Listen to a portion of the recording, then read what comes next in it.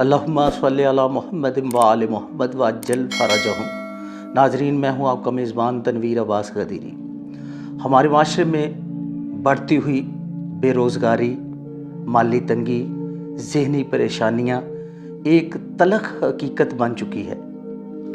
मियाँ बीवी में नाचाकियाँ, बहन भाइयों के लड़ाई झगड़े, ये सब पैसों की कमी की वजह से है। जब रिज़्क महदूद हो जाए, सोच बोझल हो जाती है, दिल बेचैन हो जाते हैं, घर मैदान जंग बन जाता है। इसी एहसास को मद्देनज़र रखते हुए आज हम आपके लिए बहुत आसान और मुख्तसर तरीन अमल लेके आए हैं। ये अमल इसलिए भी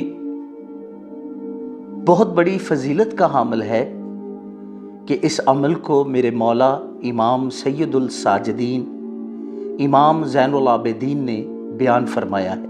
मेरे पाक इमाम मौला सज्जाद अलैहिस्सलाम फरमाते हैं, माह रजब की जुमेरात को रोज़ा रखें, किसी जर्द रंग की चीज़ का सदका दें और 29 दिन तक रोज़ाना 100 मरतबा पढ़ें, या रज़ाक़ो या करीमो। अव्वल आखिर एक एक तस्बीह सलवात कामला की, या रब्बा मुहम्मद व आले मुहम्मद सल्ली अला मुहम्मद व आले मुहम्मद व अज्जल फ़रजा आले मुहम्मद।